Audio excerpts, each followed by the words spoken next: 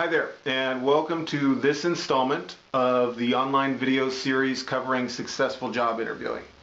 In this video, we're going to talk about quirky questions, those offbeat or odd questions that some employers like to throw into their interview process.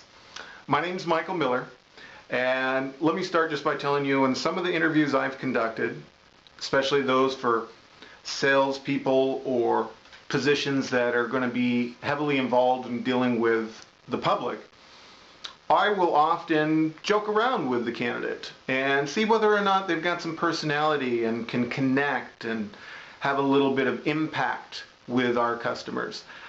I've also conducted interviews where we're looking for somebody that can handle strong personalities. Maybe they're dealing with irate customers, or they have a strong personality on the team or that's going to supervise them. So I'll see whether or not they're easily intimidated in the interview process.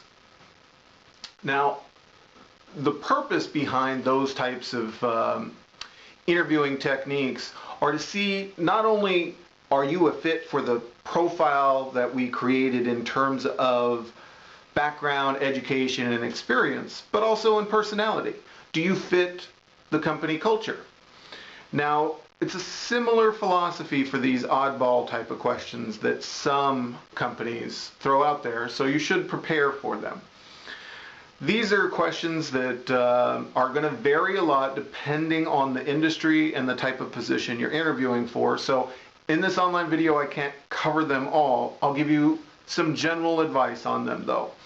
These are questions like, what's 17 times 25? Expecting a quick answer. Assuming you're interviewing for maybe a stock analyst position, what was IBM's stock price at yesterday? Well, what about those positions that are maybe engineering or creative from a technical standpoint?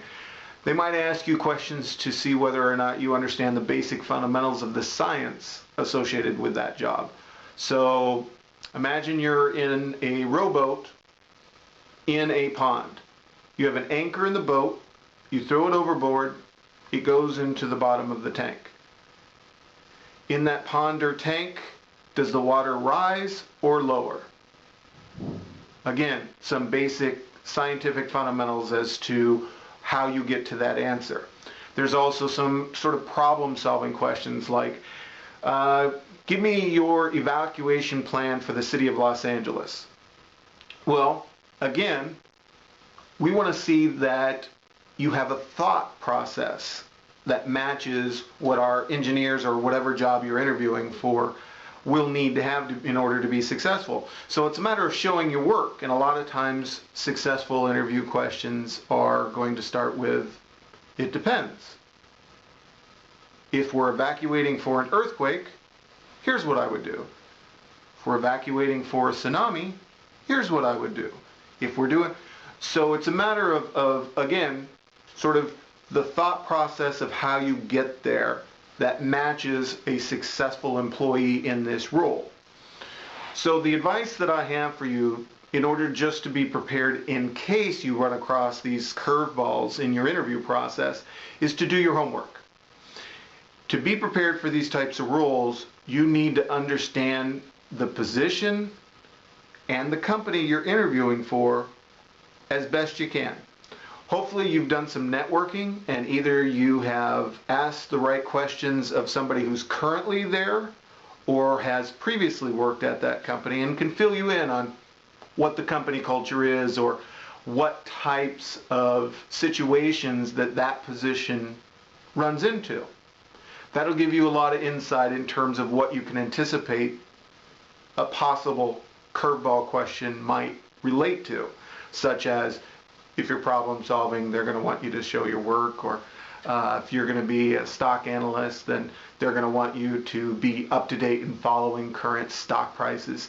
Whatever it is, the insight that you would get either from your networking or the best you can just by reading and understanding between the lines of the job ad and going through the information on the company website is the best you can do to prepare for something like this. The majority of the questions that you will run into out there will most likely be the standard tough questions like tell me about yourself or what are your strengths that I covered in a different video, or the situational / behavioral based interview questions such as tell me about a time you did this or that again there's a separate video for. But these are out there, these curveball questions, these quirky questions. So you would benefit by just taking a little bit of time and being prepared just in case you run across it. I hope that helps. Hopefully you don't run into a lot of these. I'm not sure there's a lot of evidence that it's beneficial in terms of selecting the right candidate, but in order to make sure that you do well on the interview, I suggest preparing for any eventual question or possible question that might come up. Once more, I wish you luck in your interview process. I hope you get the offer that you're looking for, and please share these videos with all of your colleagues. Thanks.